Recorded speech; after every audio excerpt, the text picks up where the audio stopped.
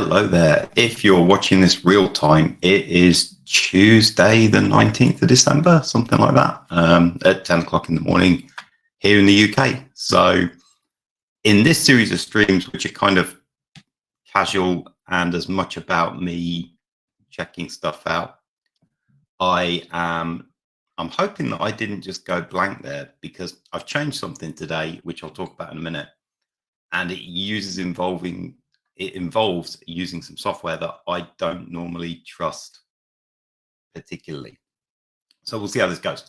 So yeah, these streams are supposed to be just kind of like me getting used to doing streaming and setting some stuff up on my own.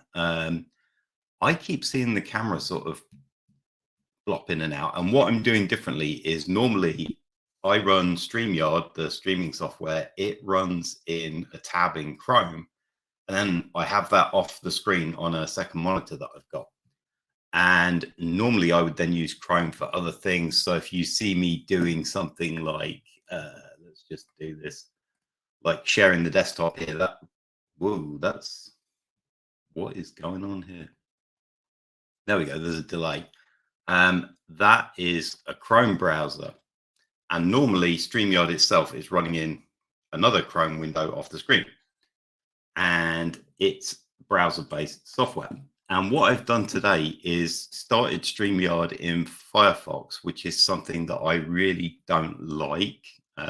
If I'd have naturally chosen a second browser to run StreamYard or anything else in, I'd go with Safari, but StreamYard doesn't support that. It actually won't start up on it. So we're unfortunately using Firefox. So sorry if you're a Firefox fan, I can't stand the thing. And I'm hoping it's not going to cause camera blanks. So why are we doing that? The reason we're doing that is I wanted to play around with the Stream Deck I've got here. So I've got the little Stream Deck, and what that does is it is sort of macro keypad. It lets me press keys and do things, and you can program it with some software as to what it does. And what I wanted to do was have it control the view in StreamYard. So previously, when you've seen me do something like, let's do this.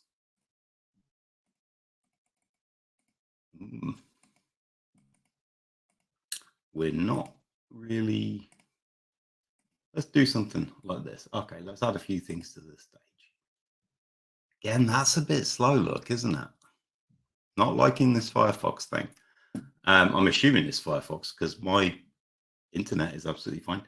Right, so I can change between views. So you'll see me use things like this where I'm talking to an object on the second camera, and you'll see me use things like this where we've got two cameras in the desktop. And you'll also notice that I'm sort of looking off to the side a little bit. The reason for that is because on the second monitor, that's where StreamYard's running, and I have to go click something in a ribbon bar. So if we sort of briefly break the third wall and cause infinite recursion, you can see StreamYard here, and I have to click these bars. So what I wanted to do was have the Stream Deck, so Stream Deck, StreamYard, they're all stream things. I wanted to have the Stream Deck work with, let's just put us back over here, get rid of that. Right, I wanted to have the Stream Deck work with StreamYard. Now, there's a bit of a complication here because StreamYard is a browser-based thing, and I'm using the browser for lots of other stuff at the same time. So I'm showing you this image of the StreamYard. You know, we start when we go down the route of looking at the Advent Calendar, we start here. That's where the instructions are for that. So I need the browser. And if I program the Stream Deck to send keys or run an Apple script for an application, then doing it with Chrome is tricky because I'm also using Chrome for other things.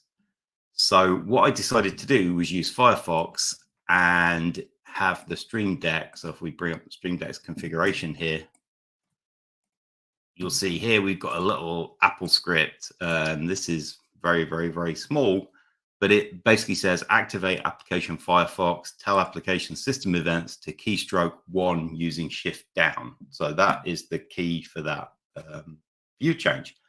But I need the StreamYard tab to be essentially in focus or able to receive events. So this is just a complication of StreamYard being in the browser. But I did get this working, so I can press the buttons on here. So let's try this out. So there we go, solo view. And now let's try desktop view, desktop back again, and let's try the view with the second camera, which isn't on the stage at the minute. So there we go. So I can change these whilst looking at you now using this button.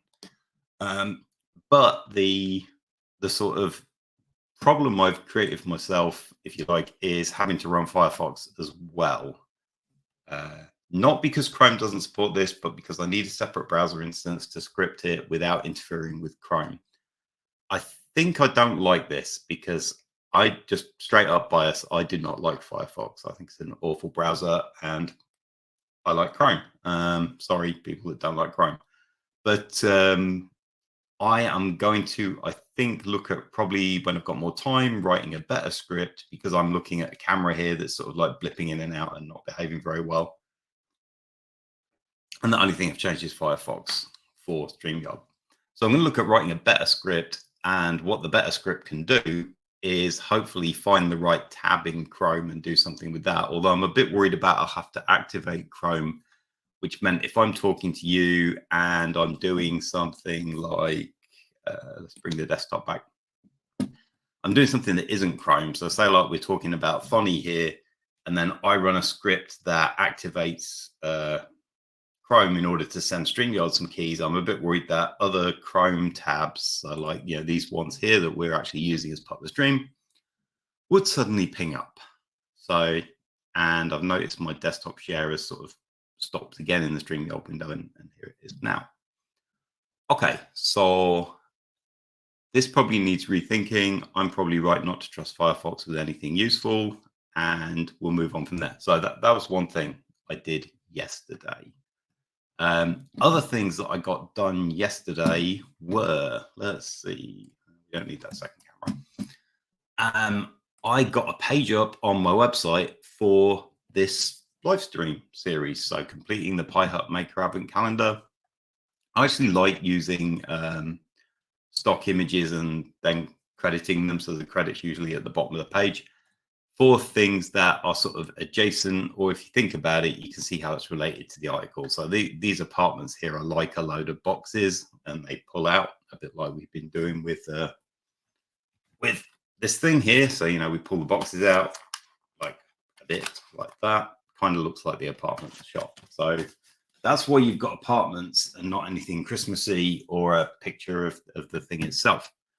And then if you scroll down, then his picture of the box, his picture of the box with the sleeve off, and his picture of where we were at as of yesterday, what we built.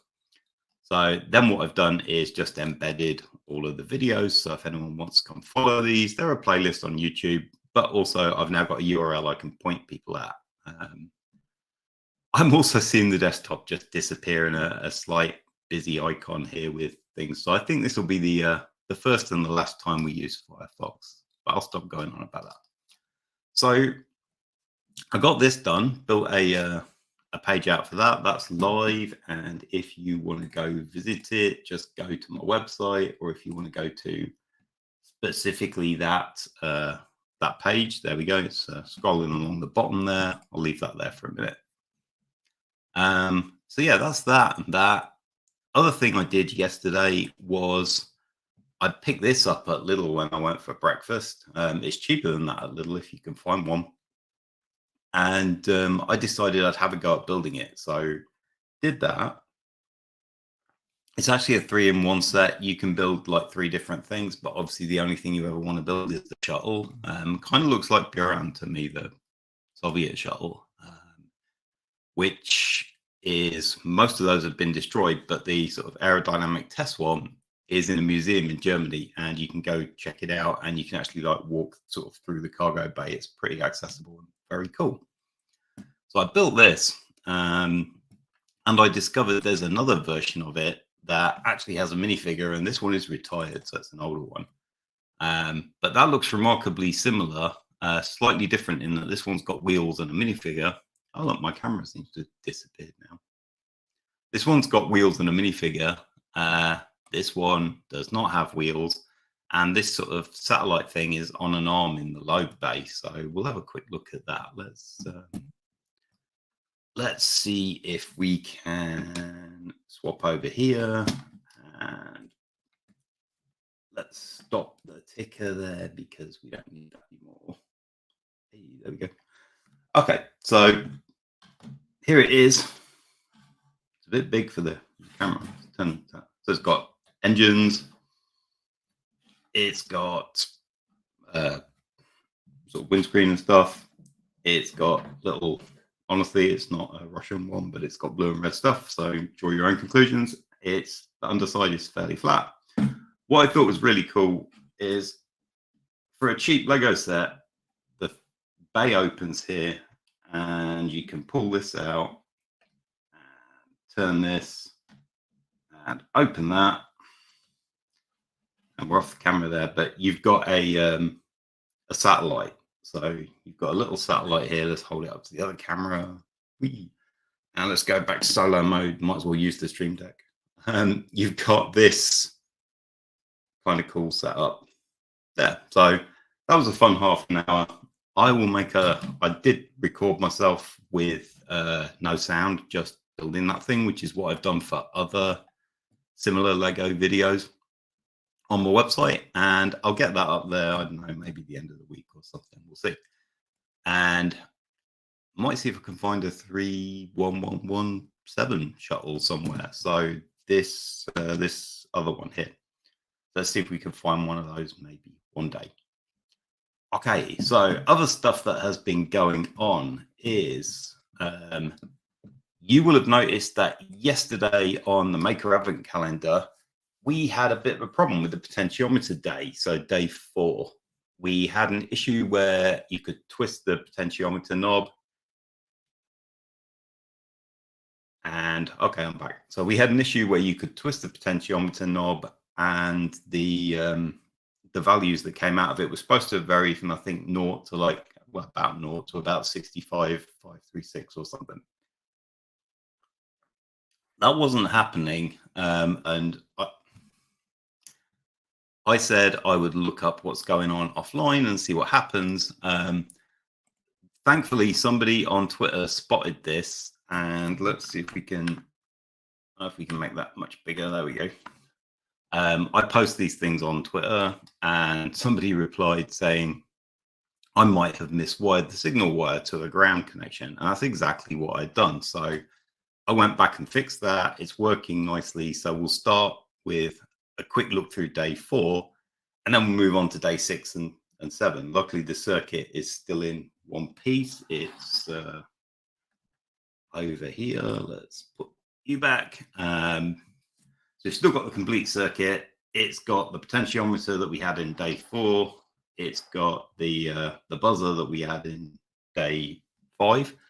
And then I have no idea what days 6 and 7 are going to look like. So let's get rid of this and let's get rid of that.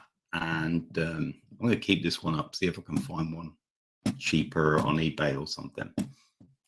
So back to the main event, the purpose of these streams. We wanted to do the Maker Advent Calendar, and there's 2 of these, as I've been saying. We've got this one, and there's a box guide for each of them here. So this is the one I've got, the one that is different projects. The other one is mostly LEDs. So we did up to day 5, but I'm just going to rewind and quickly run through day 4's code again because of that potentiometer problem that we had that has now been fixed. So let's sort of wander down here. If you remember, we built the circuit out, and I'm just going to cut straight to the activities. So this one prints the numbers out. The problem we got yesterday was that the values just weren't coming out correctly, and it turns out it was miswired. So I'm going to copy that, swap over to Thonny here and paste it in there. I do need to power up the circuit. So let's power up the circuit. And do the usual press stop and see if we can get to a MicroPython REPL. So we've got that. Let's make that a little bit taller because it's going to print a lot of stuff. It's going to print something every 1 second. And let's hit play and see what happens. So immediately you can see that I've got better values than I had last time. And if I go and twirl the potentiometer here, you'll see we're getting bigger numbers, and let's turn it right up. I had the problem yesterday of it would crash. So now it's 65535 quite comfortably. And then all the way down to the bottom, they did say it probably wouldn't drop out to 0. So we've got like low 300s as that sort of off value.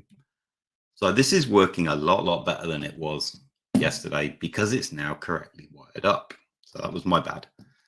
So activity 2 was flash the LEDs with analog values, and we were going to do a sort of time delay and change the delay. Again, yesterday we couldn't see that properly because of the potentiometer being incorrectly wired. So I'll run this, and what I'll do now is swap over to looking at this camera here and bring it into focus a bit more. There we go. Using that external Logitech application is really helpful for this. So what I should be able to do now is, you see the red LED there is on. What we should be able to do is hopefully, there we go, it's flashing, and we can make it slower and slower and turn it all the way up. Probably going to be really slow. Yep. So what we're doing is using an analog input that's creating a range of numbers to vary up the sleep time on that LED. So that is working quite nicely now. So that was example 2. Let us hop back to the desktop here, and it is handy being able to press these StreamYard buttons, but I think I'm going to want to fix it in Chrome, or I suppose the other option would be run StreamYard in Chrome and then do all of my browser tabs that I share with you guys in Safari, because I don't really like Safari either, but it's better than Firefox. I'll think about that. I wish StreamYard would work in Safari, but as you can see, I know that's problematic in Firefox. I'll be interested to watch this back afterwards and see if you keep getting things like the desktop and the camera disappearing and turning into a sort of busy wait thing. It absolutely isn't my internet. I'm going to blame StreamYard and or Firefox for that. Okay, anyway, back to the thing. I keep saying I'm not going to go on about it, and then it happens again, and I do. So like the LEDs, depending on the potentiometer value.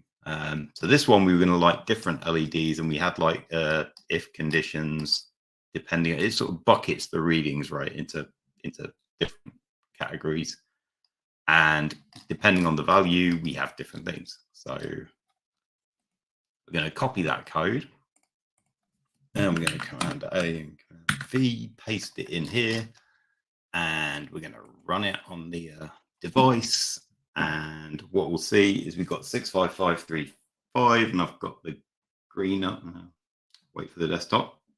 Green LED on. I'm going to turn this down a bit because it's the only way I can go. Still in green. I think it was about 40,000 to drop it to something else. There we go. So the yellow ones come on now. We're below 40,000, but above, I guess, 20,000. And then slide it down a bit more. And we got a red one. So that is also working quite nicely now. So pleased with that. Let's see, was there anything else? Oh yeah, LED fader using PWM. I was really interested in this because I've always wanted to do nice LED fades, and I've just never really looked into this.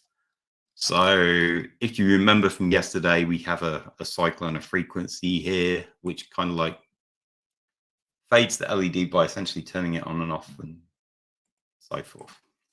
So let's just paste that in. And if you want to see these done slower but with less great results, check out yesterday's stream.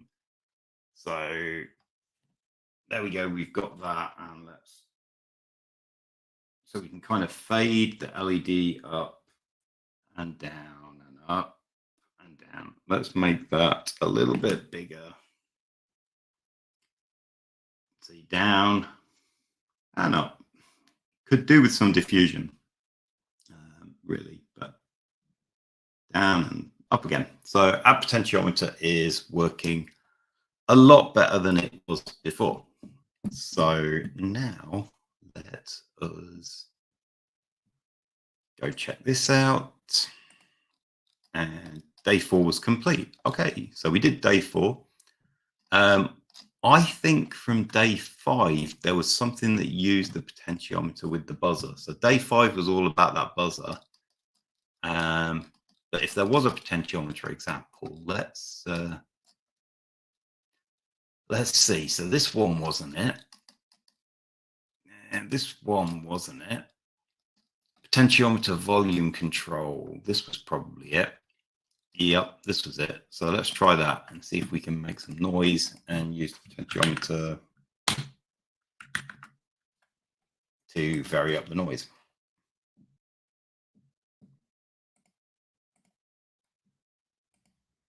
Let's stop that.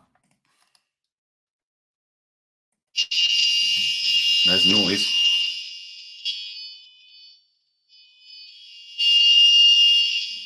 Bring it closer to the mic. Quiet. Noisier. Oh, very noisy.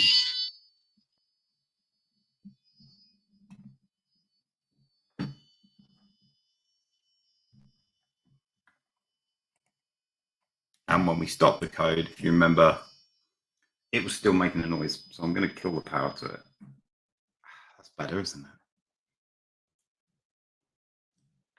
Okay, so we'll leave the power off because we might need it powered down for whatever day 6 is. So that's a good revisit of day 5. Yeah, it does warn you that this never turns the buzzer off. You can unplug the USB cable or just move to the next activity whilst the noise is happening. We unplug the USB cable, that's fine. Okay, so done day 4, done day 5. Those were yesterday's. We've revisited our mistakes. And let's look at day 6. Looking for light. Okay. Welcome to day 6 of your 12 projects. Today we'll be using a light sensor, which can detect the amount of light around it. That's okay then. So another sort of input, an analog component. Yep.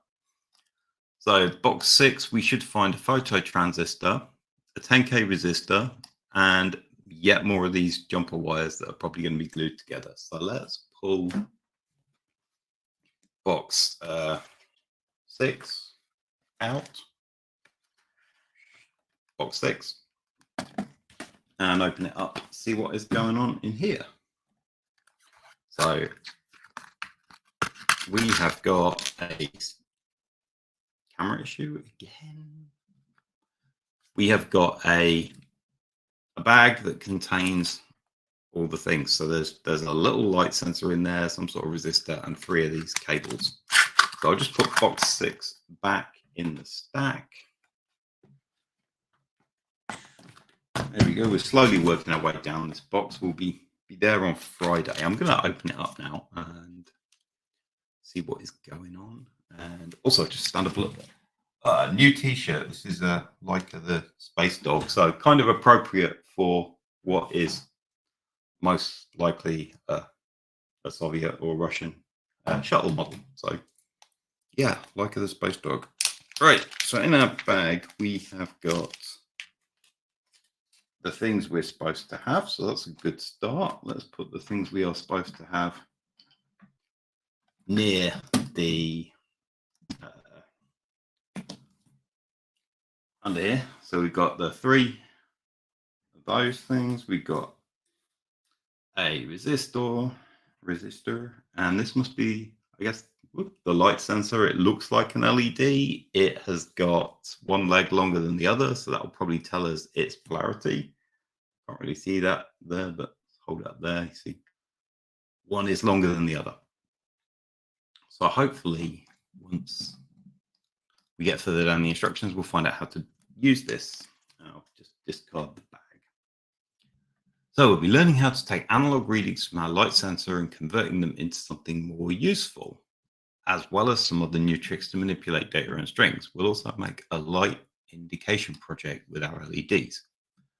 Okay, sensors similar to these use everywhere in the world around us. Street lamps, I turn them on when it gets dark. Vehicles, dreadful idea, automatic headlight. Things you see so many people driving around with just the front lights on at night, but that's something that really bugs me. Right, so I'm going to detect the amount of light and determine the amount of electrical current that is passed across the legs. And then that's going to act like, I guess, the sort of potentiometer, but controlled by light, not by us twisting a knob. So we're going to use the LEDs and also the buzzer. So we've still got all of that. Okay. And remove everything else. So we don't need the potentiometer anymore. So I'm going to pull today's things over here. Having fixed the potentiometer yesterday, we're now going to remove it. Never mind. So we can put it back another time for a bit of fun. That one's stiff. Really stiff. Hey, maybe that's why it ended up in the wrong place yesterday. I don't know. Right, so we've got a board that has been stripped of the daughter board and the potentiometer, and it looks a bit like the one on screen here. So if you're not familiar with where these diagrams come from, they have a distinct style to them as well. There's some software called Fritzing for producing these that you can drag and drop things onto the breadboard. It costs a little bit of money, but it's like a one-off payment. It's well worth it. I have purchased it and I use it on some of my my own website projects. I don't use it as much as I should, actually. I should use it more. And you can get extra shapes and components. So, you know, like when the Pico came out, there's a like Fritzing set of components for that. So it actually looks like a Pico. You don't have to imagine. So, okay, we need to pay close attention. So let's do pay close attention because I screwed something up yesterday to the legs of the light sensor. If you get the wiring wrong here, your light readings won't make a lot of sense. Okay, well, that sounds like yesterday, doesn't it? So grab your mini breadboard and fit the sensor with the long leg to the left. Right, so first off, I'll just remove the potentiometer and associated wiring.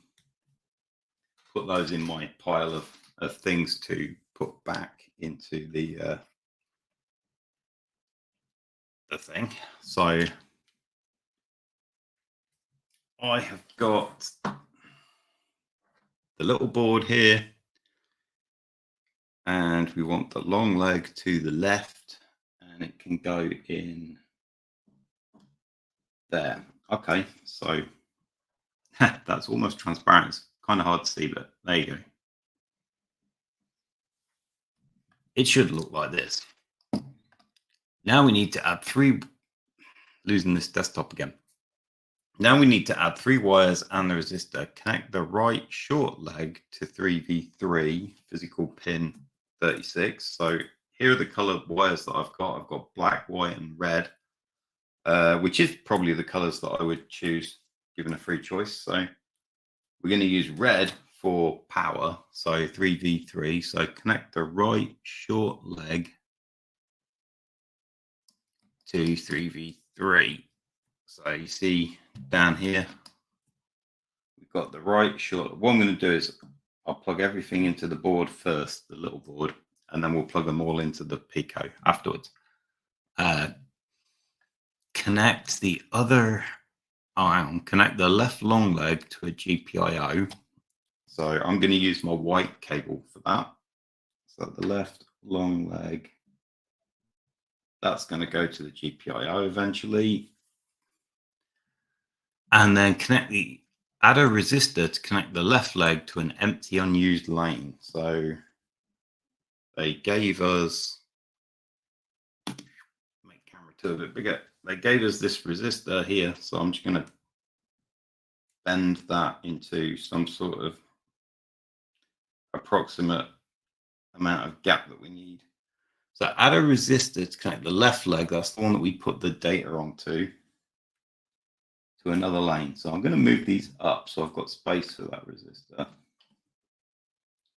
And there. And so I'm going to connect it to a lane that's quite some distance away. See that there? Okay. And then what we need to do is connect the other end of the resistor, so this lane here, to ground, represented in my case by black. So we've got black, white, and red. So white is going to be essentially your data line, black is going to be ground, and red is going to be power. Now they all need to be connected to the Pico. So here's an easy one to start with. Connect the other end of the resistor to a ground pin on your Pico. We're using the blue lane as it's already like a common ground for everything. So let's start with ground. Connect ground here to that blue lane over here that we've got marked up as minus. So that's in there. It's getting a bit unwieldy, isn't it?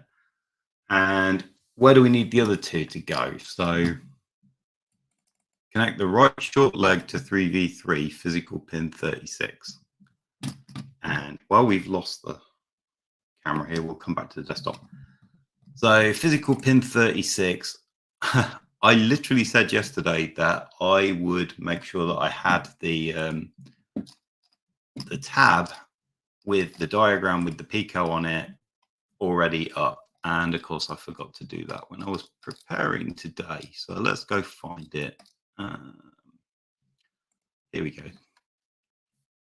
And let's make that nice and large. So hopefully you see that. So we need 36. 36 is over here. It's the 3v3 power out. So on the USB side of the Pico, it's on the right, and it's 1, 2, 3, 4, fifth one down. So hopefully I can count better than I did yesterday. And 1, 2, 3. 1, 2, 3, 4, 5.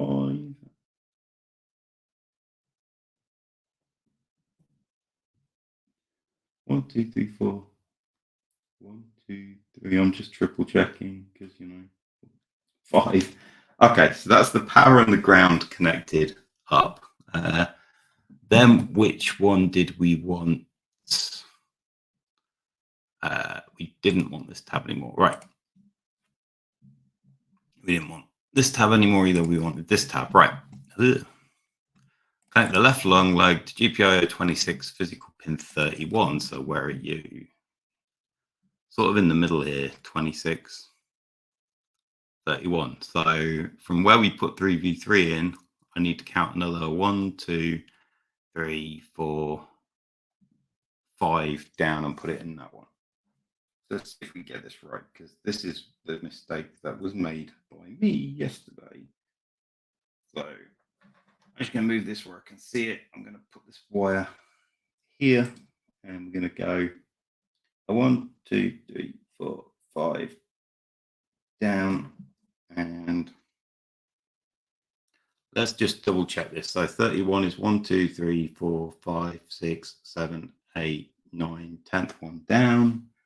1, 2, 3, 4, 5, 6, 7, 8, 9, 10th one down. Okay. So I think we've got our circuit connected up, and we can sort of see a bit of a mess there, but there's 3 things here, 3 things in the Pico, hopefully all in the right place. So I guess what we need to do now is probably run some code. So let's go back to here. And our circuit looks like this. This is kind of a cleaned up version of it in Fritzing, so that's good.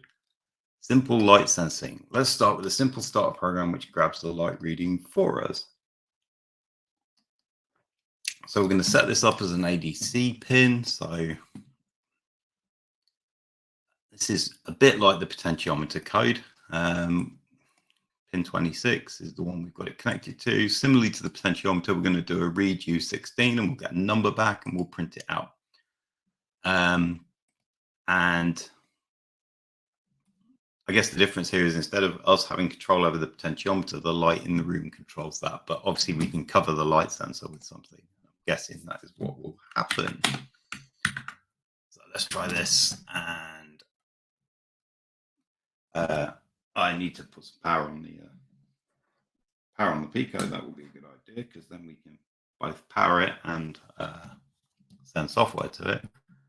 Right. So we've got a REPL run. So we got a value of 16307. I don't know what the range for this is. Let's see if it's going to tell us. So we know we can grab a single reading from the sensor with a very short program, but we really need that reading to be in a format we can use and recognize. Fair enough. We could do percentages. Okay, and this will come in handy in one of our later boxes when, who knows, we'll find out when we get there. So we'll show a few examples. There's some other tricks we can use to make our printed values even more useful. So this takes the reading and turns it into the percentage.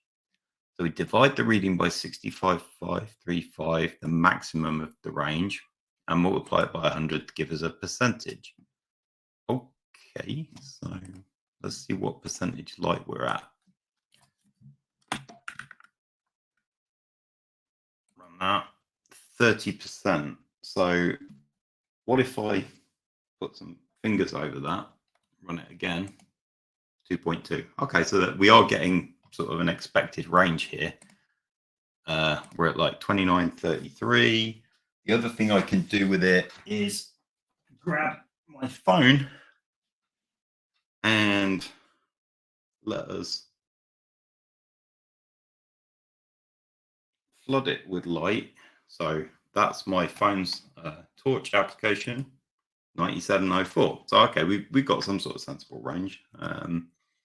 We are flooding it with light to get a big number and covering it to get a little number. So you can see how that works. So now we want to limit the number of decimal places as we really don't need that much. Fair enough. So how much have we got at the minute? Yeah, loads. So yeah, these values aren't. We're going to display them. People don't work in fractions of percentages, do they? So that's fair.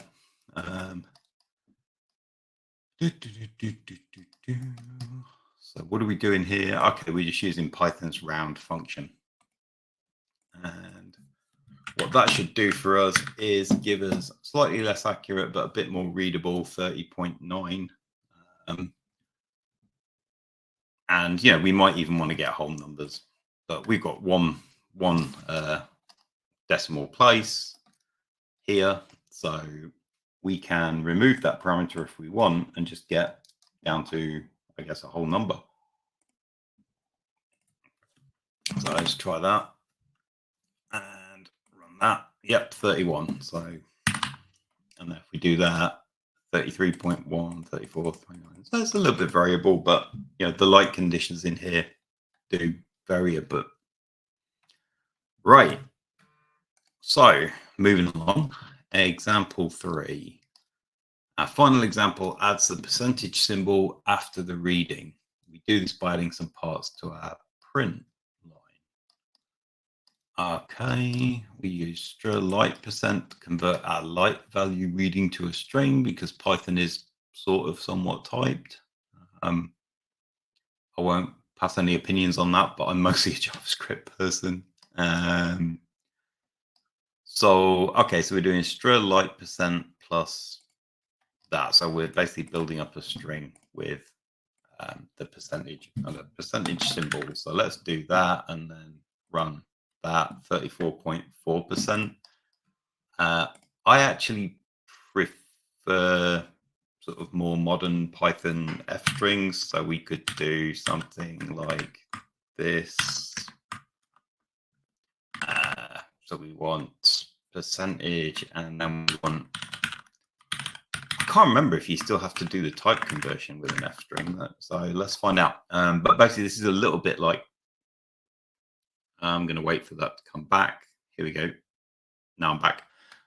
This is a little bit like template strings in JavaScript where you use the dollar for JavaScript and you'd use the backtick quotes. Python, you just use a single bracket. And let's see what happens here.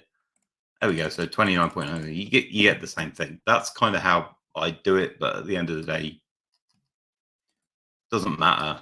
The two things are equivalent. So you get this. I think F strings were a Python 3 thing, but everybody's using Python 3 now. 2's been obsolete for a long time. Right, moving on. Light level LED indicators. And again, we're waiting for the, there we go, desktop there. So love you, Firefox. Right. In the example below, we had our LEDs back into our code and define the pin numbers. We also define the light sensor pin before we start a while loop. Okay, so copy this over to Thonny, then use your phone's camera light, a torch, or simply turn your lights off. So I'm not going to get up and turn the lights off. We'll use the phone. So why not add the buzzer code to alert us when the light goes below 30? Well, let's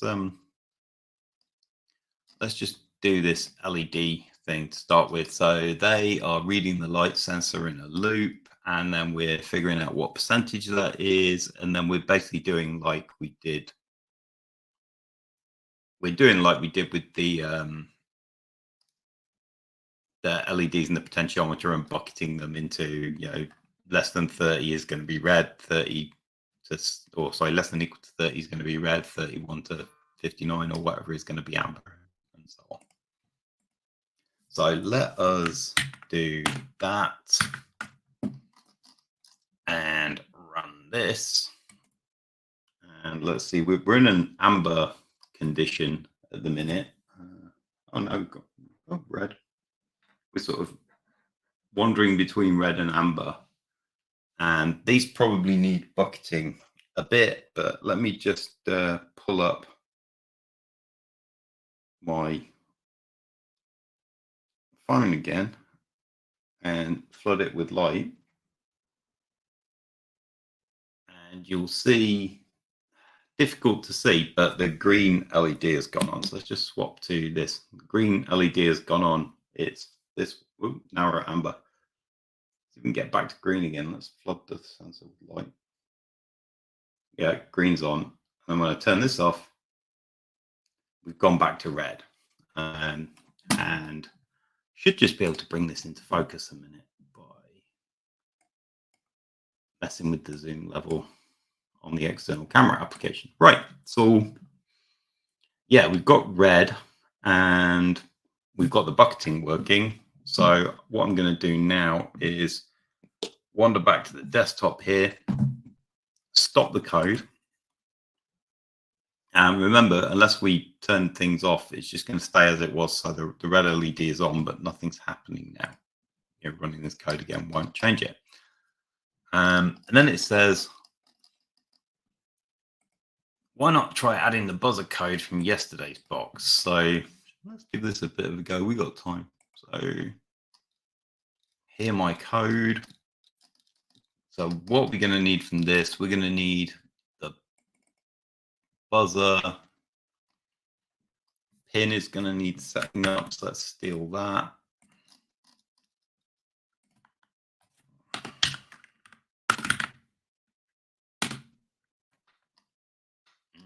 Do we want the PWM? Yeah, probably. So I think we need that. Let's see. Yeah, that came from machine. So PWM. And then this is how we do the buzzer. So I'm just going to steal that. And what we'll do is we'll say whenever it's in green, we'll do a bit of buzzing or something. So here's the green condition.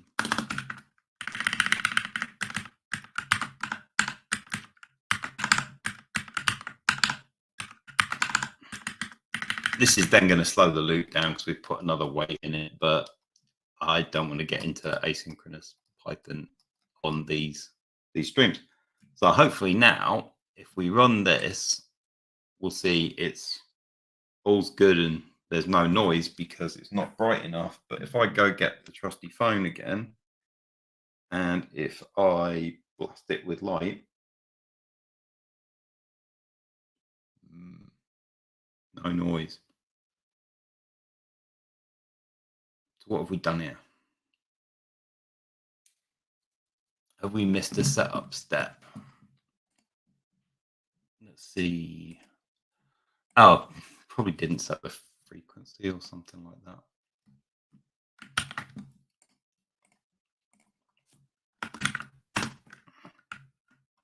Let's try that.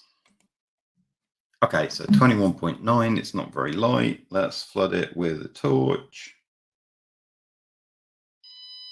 Now you can hear it. Turn that off. Hopefully it'll stop. Yay. Okay, so that's the optional exercise done. So we can close this tab here, go back to the one we were at. So we've done day 6. So good job. We learned to use another sensor. We learned how to wire a light sensor circuit, how to manipulate data and convert values to strings, how to use the round function, and how to combine multiple strings in prints. And we actually looked at 2 ways of doing that. So leave the circuit and wait for tomorrow's box. Well, because we don't have that many days before Christmas, tomorrow is today, and we shall be continuing today. So also, hello, and thanks for commenting. I'm a little bit slow to catch up with the comments, but always nice to see people viewing, because I'm doing this for my own sort of practice, but it's nice to see people actually viewing the thing as well. So it looks like you're over on YouTube. I will check you out later and see if you have a channel or anything. Right. So yeah, as I was saying, tomorrow is today because we're short of days. So let's go all the way back to the start here, and we need to find this product here that we've got, and back to our box guide and this box and so on. And I've still got the pinout up there, so that's good. We want that. So we now want day 7, which is the other day that we're doing today. And then I'm off tomorrow. I've got stuff I need to be doing. So let's let Firefox catch up and let this be the last time we use it. I am, okay, monitoring motion, day 7. Today we're going to be using a sensor that detects motion, allowing our Pico to react to things like people and animals. Don't have any animals around at the minute, so it's just going to be people. This is a digital sensor giving us a high signal if movement is detected. So there isn't like a degrees of movement. There's high and low. I've actually got a specific person sensor that's got some intelligence built into it that I need to do something with on a stream at some point. So that's reminding me we'll do that one day. There is a ticket in my website backlog for it. So we can code this in a similar way to the buttons as from day 3. So if you remember the little buttons we had in day 3, they're tiny little things. And you can, whoops, maybe hear the nice clicky noise. That's also pushing the pins into my thumb. That hurts. Let's not do that. It's like those. So, okay, box 7 contents. Let's go to the box and grab number 7 and see what's inside. So what's inside is another plastic bag of stuff. And I'm just going to put number 7 back in position there. There we go. And what have we got in box 7 here? We've got hopefully what they say we should have, which is even more jumper wires. We have so many jumper wires when we're done with this, and a mini PIR sensor. So PIR sensors are like the sort of things you see in hotel corridors or something that turn the lights on, or anywhere that you need to detect motion without a camera. They are pretty common sensor. So another plastic bag. I am reusing these for parts. I used one yesterday to store all the spare Lego shuttle parts in that you didn't need. Right, so yep. What is here? We've got another 3 of these. Again, black, white, and red. So I'm going to tear these apart. So I'll try and use the convention again of black is ground, white is data, and red is power. And then we've got in an anti-static bag. Let's get that open. Crinkle, crinkle, crinkle. We have got a little PIR with 3 feet on it, or 3 legs. And it's sort of like, you've seen these in places. Anywhere you see one of these, they're usually accompanied with a light that goes on when it's seen you, and they're used for all sorts of things. So, machines that magically light up when you approach them, or lights in a supermarket freezer aisle that turn on when you wander up to them, that sort of thing. So what do we want to do with this? The sensor in your kit is a PIR sensor, which stands for passive infrared. These detect movement via the heat energy given off by humans or animals. So it only works on, I guess, things that get warm. So it won't work on snowmen. I wonder if it works on robots, because there's like batteries and motors and resistors and things in there. Don't know. These sensors commonly used in home alarm systems. If your home has an alarm, have a look in the corners of the ceilings and you may see something similar. Yeah, in those boxes, there's generally a sort of rectangular, not a camera, but sort of like a window, and that's these sensors. Right. Today we're going to be setting up our motion sensor and testing it by moving our bodies. Then we'll combine this with other components. So unplug your Pico. Done. Unplugged. And you'll see that Thonny jumped back in there because we disconnected. So Thonny became an active application. Let's go back to this. Leaving the LEDs and buzzer in place with the Pico on the main board. So that means removing that light sensor. So let us unplug the things that we plugged in for day 6. Okay, that's freed up the little board. I won't strip the little board until it tells us to. Now to add your motion sensor, just to note the diagrams below use a generic motion sensing part from Fritzing, as we have a mini one, but the wiring is the same. Okay, it says be careful with this as it's delicate. I do need to strip the little board, so let me just remove those items from the little board and put them to one side with the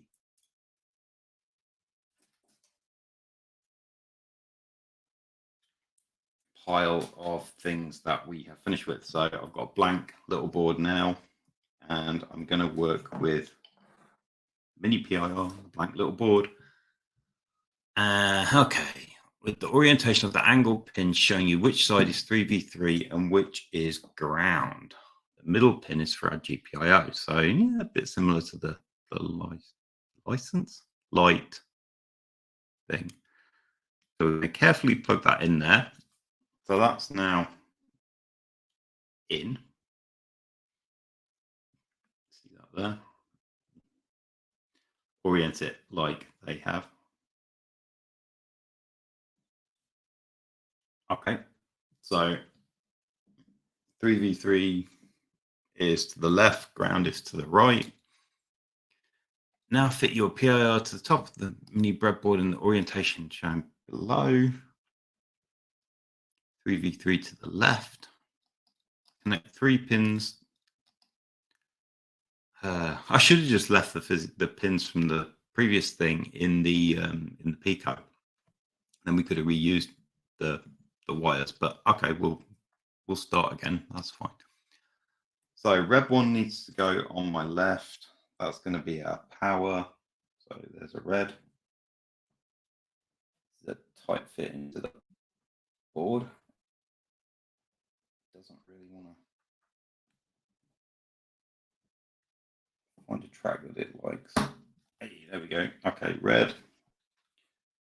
And middle one is going to be the data. I'm using the white line for that, the white label.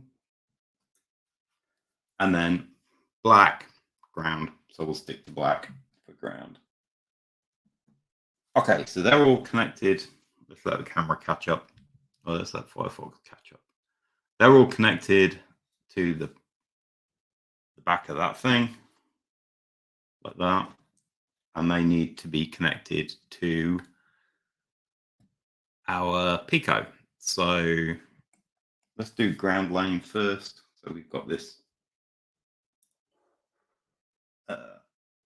ground lane here, which is the whole row in the big breadboard that we connected up to there.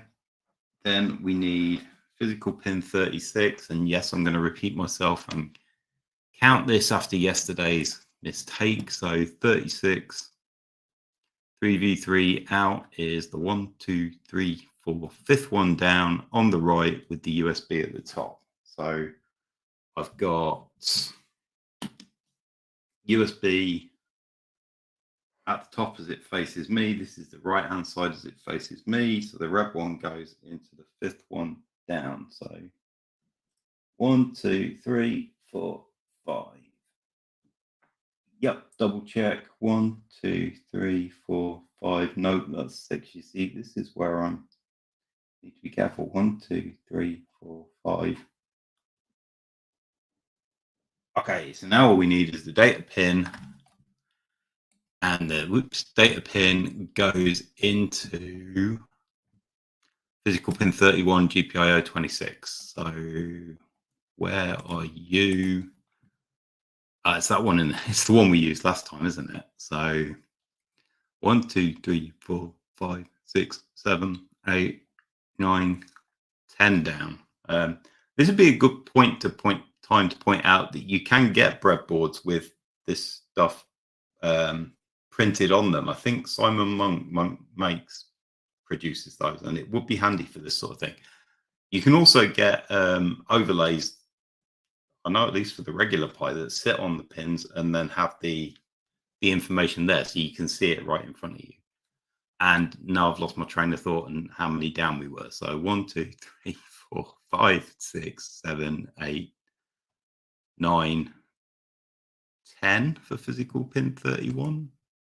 Yeah, so 10 down on the right as it stands with the USB at the top. Right, okay. 1, 2, 3, 4, 5, 6, 7, 8, 9, 10. And that goes there.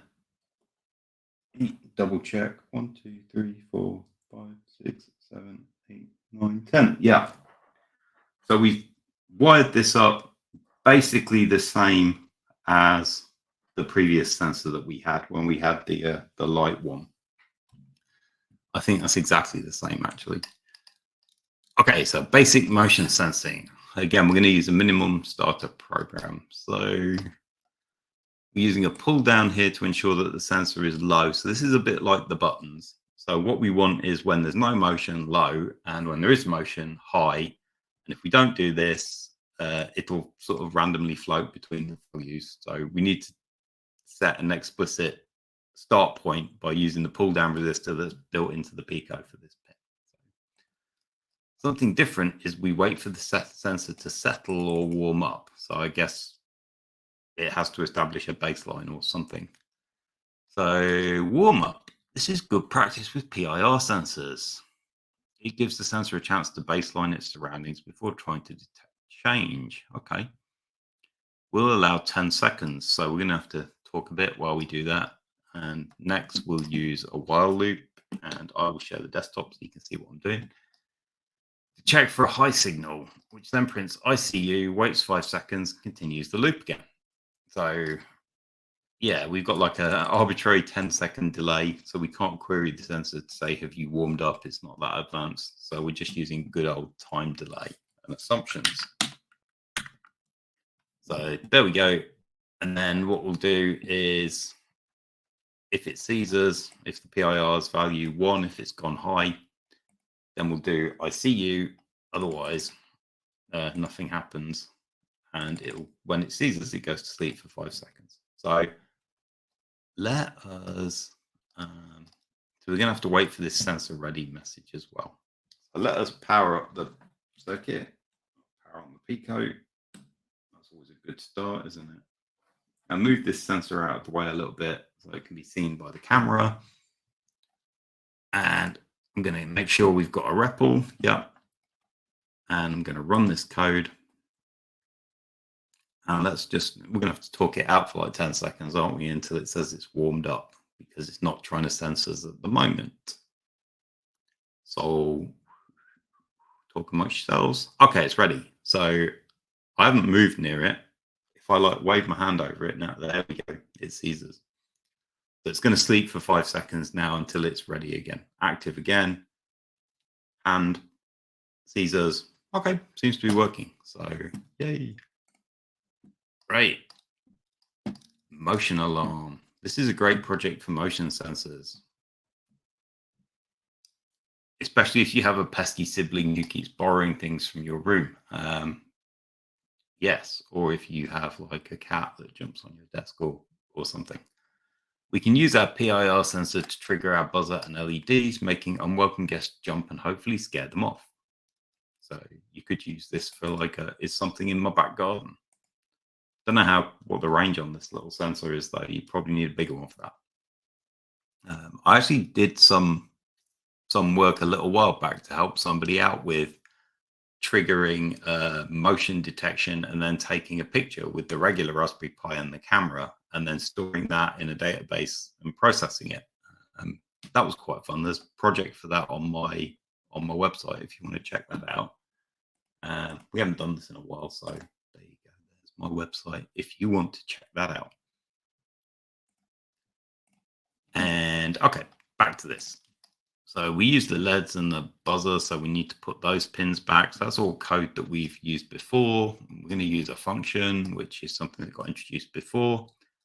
And we're going to use Python's range function. So basically, this is a way of doing a sort of a different way of expressing a for loop. So rather than, like they say here, rather than having a counter and incrementing it, so like, for n equals 1 to 10 or whatever the syntax is in Python, we do for I in range 20, and then I basically gets automatically updated because the range function keeps track of the last value of it and adds 1 to it. And let's wait for our desktop. There we go. So I is just an arbitrary number. Yeah. I think you could in Python actually use underscore here, which is just like a throwaway. I don't need the value of it because we're not using it in that code. So anyway. So now let's copy this code across to Thonny, run it and sit very still or leave the room for 20 seconds. And then we should set the alarm off when we come back. So we've got the LEDs, we've got the buzzer. This is stuff to turn the buzzer on, PIR again, similar warm-up process for the PIR. And then we've got an alarm function this time, so we're organizing the code a bit better. That says, turn the volume up on the buzzer, and then 5 times, basically flash the LEDs and turn the buzzer off, and then turn it off when we're done. And then down here, this is the detection loop that's going to run, and it's going to look for the PIR and do the same print statement as before, and then run the alarm, and then let us know when it's back active again. So, okay, there's a little bit of an evolution of what we did, but really we're putting together concepts that we've already dealt with. Great. So I'm going to stop the previous code and run this. Talk amongst ourselves while the sensor warms up for 10 seconds, or while it just establishes a baseline or whatever. Okay, it's ready. So if I move, hopefully we'll hear the buzzer and see the lights on the camera. There we go. We got got an alarm sequence going off there. So I've triggered that through movement. And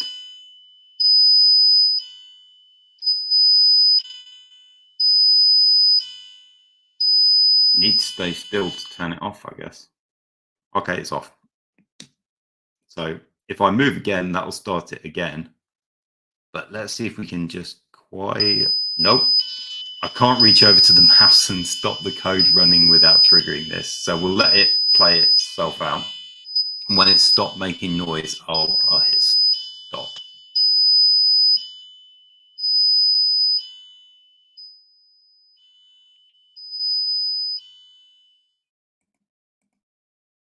Okay, we've stopped it.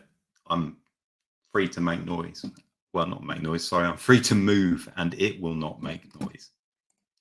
So that worked pretty well. Okay, day 7 complete. So that's day 7. So this activity included a lot of details. We're going to leave it there today. What did we cover today? We built a circuit with a PIR sensor. We learned how to use it with MicroPython and the Pico. We created a mini alarm system. We looked at that range function and so on. And we're not going to take it apart. And it says, keep your circuit safe somewhere until tomorrow. So the question therefore is, let's go to my website and remind myself what is happening tomorrow. So today it is, let's see, I'll update this later on today. So there'll be another video for this video that we're doing now. And I'll update the schedule. But today was Tuesday. It was day 6 and 7. Tomorrow is actually no stream for me. So I am doing something else that hopefully I'll talk about later in the week. And then Thursday morning, I've got a meeting with somebody about something interesting that maybe I can talk about later on in the week. So Thursday is going to be the afternoon. So I'll be back at 2 p.m. UTC or British time in the afternoon on Thursday. Then Friday, we'll go back to this 10 in the morning slot. And Thursday is going to be a big day. I've got 3 days of this to do. So in order to fit it all in before Christmas without doing weekends, we are going to do days 8, 9, and 10 on Thursday. Then on Friday, it's going to be days 11 and 12.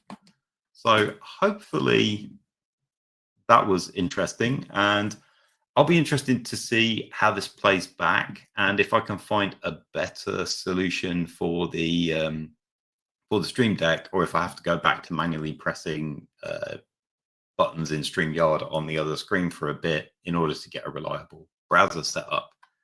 But yeah, so if you are interested in more of this stuff, go have a look at my website. Everything's on there, including contact details if you want to get hold of me about something, or if you want to see other stuff, you can reach me on Twitter. There's quite a lot of things on there. A lot of my projects end up on there along with videos, but also commentary on random other things. All my projects have a GitHub repo. This one's an exception. It doesn't, because all the code comes from the PiHut. So if you want to look at the code, you can follow through like we've been doing and follow their instructions, and they're available to you there. But most other things get into my GitHub one way or another. And if you're enjoying this, you could always buy us a coffee if you like. You don't have to. Any revenue from that will go towards buying random bits and bobs to build or do projects with. But I also have a decent backlog of those. So there's plenty of things to talk about on here as we move beyond Christmas and this current stream of doing the Advent Calendar. So yeah, I will not be here tomorrow. I will see you on Thursday. Thanks, everybody. Bye.